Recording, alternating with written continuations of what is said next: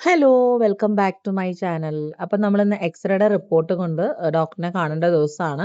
ഇന്ന് അവധിയും കൂടിയാണല്ലോ. FIFA world കപ്പിന്റെ ഫൈനൽ ആയതുകൊണ്ട് തന്നെ അവധി ആയതുകൊണ്ട് തോമു ഒന്ന് വരുന്നുണ്ടെന്ന് പറഞ്ഞു കേട്ടോ.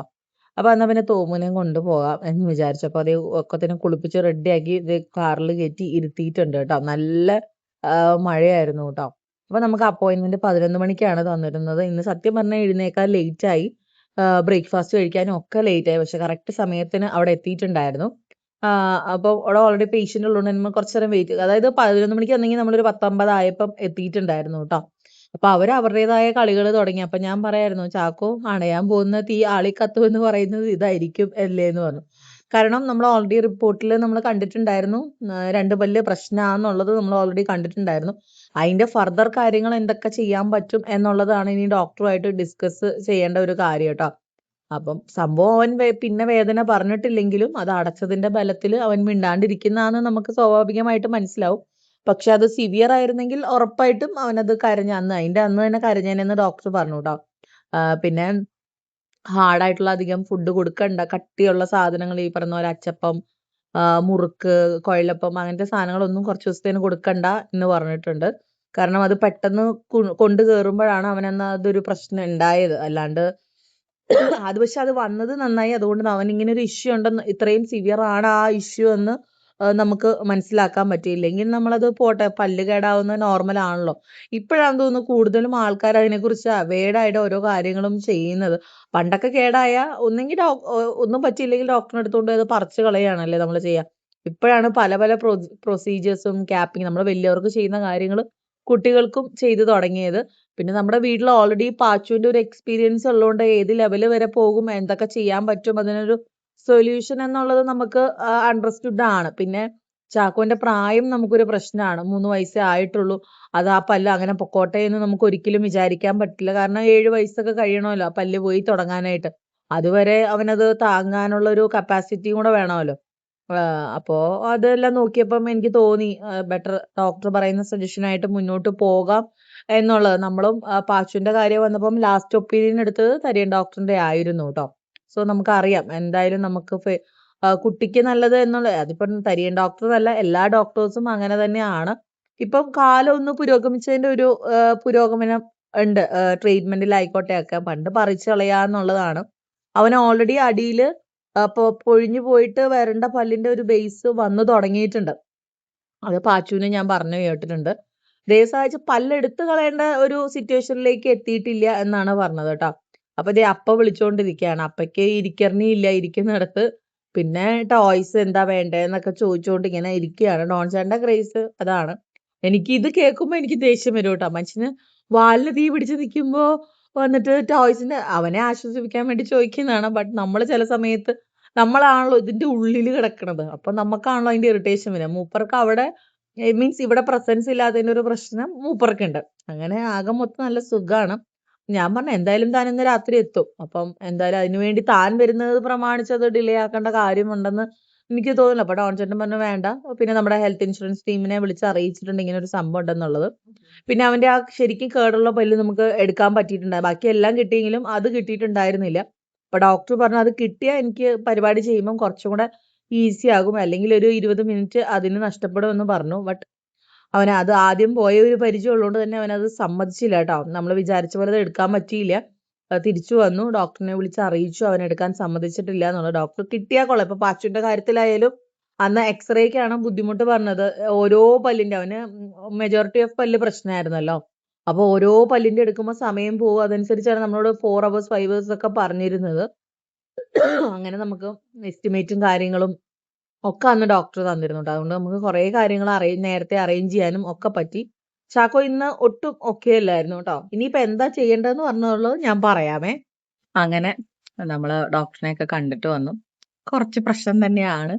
നമുക്ക് പാച്ചുവിന് ചെയ്ത സെയിം പ്രൊസീജിയർ തന്നെ ചാക്കോയ്ക്കും ചെയ്യേണ്ടി വരും.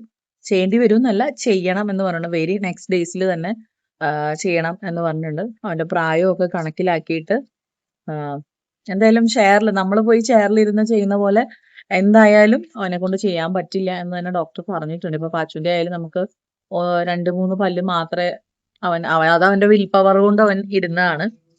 ചാക്കോന്റെ പ്രായം അങ്ങനത്തെ ഒരു പ്രായം ആയതുകൊണ്ട് തന്നെ നമുക്ക് റിസ്ക് എടുക്കാൻ പറ്റില്ല. അപ്പം സെഡേറ്റ് ചെയ്തിട്ട് തന്നെ ഒരു പല്ല് മാത്രമേ റൂട്ട് കനാൽ ചെയ്യേണ്ടി വരുള്ളൂ. ബാക്കി 2-3 പല്ല് ഞാൻ പറഞ്ഞ 4 പല്ല് പ്രശ്നമാണ്. അതിൽ ഒരു പല്ല് മസ്റ്റായിട്ട് റൂട്ട് കനാൽ ചെയ്യണം. ബാക്കി 3 പല്ലും ഒന്ന് ഫില്ല് ചെയ്താൽ മതി. പിന്നെ ബാക്കി എല്ലാത്തേലും ഒരു പേര് പറഞ്ഞു, അത് ചെയ്താൽ മതി എന്ന് പറഞ്ഞിട്ടുണ്ട്. അപ്പൊ എന്തായാലും ഒരു 2-3 മണിക്കൂറിന്റെ പ്രൊസീജിയർ വേണ്ടി വരും. അപ്പൊ നമ്മൾ പാച്ചുവിന് ചെയ്ത സെയിം ഹോസ്പിറ്റലിലായിരിക്കും നമ്മൾ ഈ കാര്യങ്ങളൊക്കെ ചെയ്യുക. ഇൻഷുറൻസിന്റെ കാര്യങ്ങൾ നോക്കുന്നുണ്ട് കിട്ടോ ഇല്ലയോ എന്നുള്ളത്. പാച്ചുവിന് കിട്ടിയിരുന്നു. ചാക്കോന് നമുക്കറിയില്ല. രണ്ടും രണ്ട് ഇൻഷുറൻസ് ആണ്. സ്റ്റാർ ഹെൽത്ത് ആണ് നമ്മുടേത്. എന്തായാലും നമ്മൾ അവരെ കോൺടാക്ട് ചെയ്തിട്ടുണ്ട്. അവരുടെ മാക്സിമം നമുക്ക് ചെയ്തു തരാം എന്ന് പറഞ്ഞിട്ടുണ്ട്. ചിലത് നമ്മൾ പേ ചെയ്തിട്ട് പിന്നെ റീഎംബേഴ്സ്മെന്റ് ആയിട്ട് നമുക്ക് പൈസ കിട്ടുന്നത് ഉണ്ട് കേട്ടോ. പാച്ചുവിന് അങ്ങനെയായിരുന്നു. നമ്മൾ ആദ്യം ബില്ല് പേ ചെയ്യേണ്ടി വന്നു.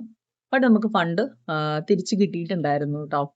അങ്ങനെ സംഭവം ടെൻഷനുണ്ട്. ബട്ട് ഒരു സൊല്യൂഷൻ കിട്ടിയതിൽ ഒരുപാട് സമാധാനമുണ്ട്.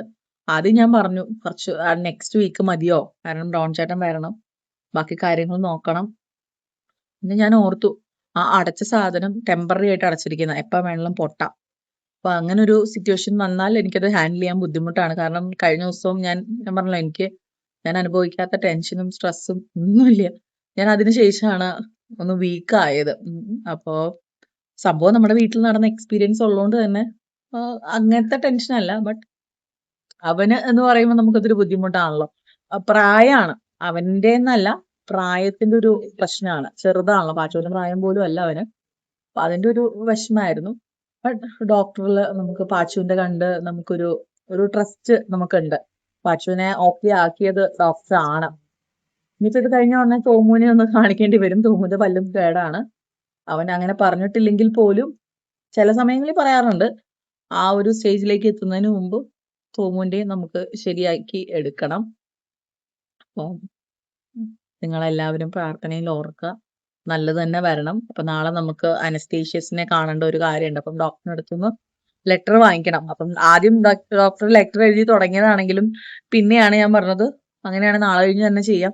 ഇതിന്റെ നമ്മളെന്തായാലും ഒരു സെക്കൻഡ് ഒപ്പീനിയൻ എടുക്കാൻ പോവില്ല. കാരണം പാച്ചുവിന്റെ അറിയാവുന്നതുകൊണ്ട് തന്നെ ഒരു സെക്കൻഡ് ഒപ്പീനിയന്റെ ആവശ്യം ഇതിന് വരുന്നില്ല. ആദ്യം ഞാൻ വിചാരിച്ച അടച്ചു വിട്ടാ കാര്യം കഴിയും എന്നൊക്കെയാണ് ഞാൻ വിചാരിച്ചത്. പക്ഷെ അതൊന്നും നിൽക്കില്ല എന്ന് പറഞ്ഞപ്പം ഞാൻ ഇനി ഓരോരുത്തരുടെ അടുത്ത് പോയി അന്വേഷിച്ചിട്ട് 10 പൈസക്ക് കാര്യമില്ല. സമയം പോകുന്നല്ലാണ്ട് പ്രത്യേകിച്ച് അതിൽ വലിയ ഗുണമുള്ളതായിട്ട് എനിക്ക് തോന്നണില്ല. അപ്പം നിങ്ങളെല്ലാം പ്രാർത്ഥനയിൽ ഓർക്കുക. ഭംഗിയിൽ ഇതൊക്കെ അവസാനിക്കാനും ഒക്കെ ബുധനാഴ്ച ആയിരിക്കും കേട്ടോ. ബുധനാഴ്ചയാണ് മോസ്റ്റ്ലി നമ്മൾ ചെയ്യാൻ ഉദ്ദേശിക്കുന്നത്. ഡോക്ടർക്ക് ഫ്രീ ഉള്ളതും വെനസ്ഡേ ആണ്. അതല്ലാന്നുണ്ടെങ്കിൽ നമ്മൾ നെക്സ്റ്റ് വീക്കിലേക്ക് ഷെഡ്യൂൾ ചെയ്യുള്ളത്. അല്ലാണ്ട് അറിയില്ല. ഡോൺ ചേട്ടൻ അവിടെ ബാംഗ്ലൂർ എത്തിയിട്ടുണ്ട്. ഇനി അവിടുന്ന് ഒരു ഉച്ച കഴിഞ്ഞ് പുറപ്പെടും. നല്ല മഴയാന്ന് പറഞ്ഞു. ഇവിടെ നമുക്ക് മഴയാണ്. അപ്പം ഇവിടെ എത്തുമ്പം എന്തായാലും നേരം വെളുക്കുമായിരിക്കും. എന്നിട്ട് ഞാൻ വിചാരിച്ചു തെരേൻ ഡോക്ടറിനോട് നിന്ന് ലെറ്റർ വാങ്ങിച്ചിട്ട് അനസ്തേഷ്യസിനെയൊക്കെ കണ്ടുവെക്കാം. ഒരു നെക്സ്റ്റ് ഡേ പിന്നെ ഫുഡ് കൊടുക്കാൻ പാടില്ല. ചാക്കോ ഉറക്കത്തില് പാല് കുടിക്കും. അതൊക്കെ മാക്സിമം അവോയ്ഡ് ചെയ്യാൻ പറഞ്ഞിട്ടുണ്ട്. റിയാക്ഷൻസ് ഉണ്ടാവും എന്ന് പറഞ്ഞു. അപ്പോൾ വയറ് നിറച്ച് ഭക്ഷണം കൊടുത്തിട്ട് രാത്രിക്ക് ശേഷം സത്യം പറഞ്ഞാൽ ഭക്ഷണം പാടില്ല എന്നാണ് പറഞ്ഞത്. പക്ഷെ അവൻ ഉറക്കത്തില് പാല് ചോദിക്കും. എനിക്കറിയില്ല എന്താ ചെയ്യുക. ആ ഒരു കാര്യത്തിൽ മാത്രമേ എനിക്ക് സങ്കടമുള്ളൂ. കാരണം അവൻ ഇവിടെയുള്ള ഏത് പിള്ളേരെക്കാളും നമ്മൾ കൊടുത്താൽ അവര് ഭക്ഷണം കഴിക്കുന്നതല്ലാണ്ട് ചാക്കോ മാത്രമേ ഉള്ളൂ കൃത്യസമയത്തിന് ഭക്ഷണം കഴിച്ച് ജീവിക്കുന്ന ഒരാൾ. നമ്മൾ കൊടുത്തില്ലെങ്കിൽ പോലും നമ്മളെ വന്ന് ചോദ്യം ചെയ്ത് ഭക്ഷണം വാങ്ങിക്കുന്ന ഒരു വ്യക്തിയാണ്. അപ്പോ അതിന്റെ ഒരു ബുദ്ധിമുട്ടും സങ്കടം എനിക്കുണ്ട് കേട്ടോ. കാരണം അത്രയ്ക്കും അവനത്ര സിൻസിയർ ആയിട്ട് അവരൊന്നും ചെയ്യുന്നതാണല്ലോ. അപ്പം ബ്ലഡ് ടെസ്റ്റിന്റെ ആവശ്യം വരില്ല എന്നാ ഡോക്ടർ പറഞ്ഞത്. ഇപ്പം നിലവിൽ അവന് ഇൻഫെക്ഷൻസും കൺജഷനും ഒന്നും ഇല്ലാത്തത് കൊണ്ട് കുഴപ്പം വരില്ല എന്നാണ് പറഞ്ഞത്. അല്ലെങ്കിൽ ബുദ്ധിമുട്ടാണ്. പാച്ചുവിന് ആ സമയത്ത് ഭയങ്കര പനിയും ചുമയും ഒരു ചെറിയൊരു കൺജഷനും ഇൻഫെക്ഷനും ഒക്കെ ഉള്ള സമയമായിരുന്നു. അപ്പൊ നമ്മൾ കുറെ പ്രാവശ്യം ബ്ലഡ് ടെസ്റ്റ് ചെയ്യേണ്ടിയൊക്കെ വന്നിരുന്നു. അങ്ങനെയൊക്കെ അവൻ പേടിച്ചിട്ടുണ്ടായിരുന്നു കേട്ടോ. അങ്ങനെയാണ് അവൻ സത്യം പറഞ്ഞാൽ ഇപ്പം ഹോസ്പിറ്റലിൽ പേടിയായി തുടങ്ങിയത്.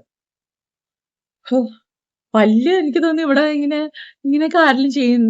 നിങ്ങൾക്ക് ഇങ്ങനത്തെ എക്സ്പീരിയൻസ് ഉണ്ടെങ്കിൽ ഒന്ന് പറയണം കേട്ടോ. നമുക്ക് ആദ്യമായിട്ട് വരുന്നോണ്ടാന്ന് തോന്നുന്നു നമുക്ക് മാത്രം എന്താ ഇങ്ങനെയെന്ന് നമ്മൾ ആലോചിക്കണം കേട്ടോ. ഇങ്ങനെ സെഡേറ്റ് ചെയ്തൊക്കെ പല്ലൊക്കെ റെഡിയാക്കൂ എന്നുള്ളതൊക്കെ ഞാൻ പണ്ടൊക്കെ നമ്മളെ പല്ല് കേടായ ആ പല്ല് പറിച്ച് കളയുകയാണ് ചെയ്യുക. ഇപ്പൊ അത് റൂട്ട് കനാൽ ചെയ്ത് കീപ്പ് ചെയ്തു. പിന്നെ 4 വർഷം ഉണ്ട് അവന്. ഭക്ഷണം കഴിക്കാനൊക്കെ അണപ്പല്ല് വേണം. എടുത്തു കളഞ്ഞിട്ട് കാര്യമില്ലല്ലോ. അപ്പം എല്ലാം ഭംഗിയിൽ കഴിയാൻ നിങ്ങളുടെ എല്ലാവരുടെയും പ്രാർത്ഥന വേണം. അവന് നിങ്ങളുടെ എല്ലാവരുടെയും ബ്ലെസ്സിങ് വേണം. അറിയാം നിങ്ങളെല്ലാവരും അവന് വേണ്ടി പ്രാർത്ഥിക്കും. ഓരോരുത്തരും എനിക്ക് അന്വേഷിച്ച് മെസ്സേജ് അയക്കാറുണ്ട്. വിചാരിച്ച അത്ര മേജർ ഇഷ്യൂസ് ഇല്ല എന്നേ ഉള്ളൂ. ബട്ട് അതൊരു സെഡേറ്റീവ് പ്രോസസ്സായിട്ട് തന്നെ ചെയ്യണം. അവൻ്റെ കുഞ്ഞു പ്രായവും ഒക്കെ കണക്കിലെടുത്തിട്ട് വേണം നമുക്കത് ചെയ്യാനായിട്ട്. സോ എല്ലാവരും പ്രാർത്ഥിക്കുക. പെട്ടെന്ന് വേറെ പ്രശ്നമൊന്നും വരരുത്. ഭംഗിയിൽ അത് കഴിയാനും ഒക്കെ വേണ്ടി നിങ്ങളുടെ പ്രാർത്ഥനയിൽ ചാക്കോനെ പ്രത്യേകം ഓർക്കുക. അപ്പം thank you so much. Keep supporting. By.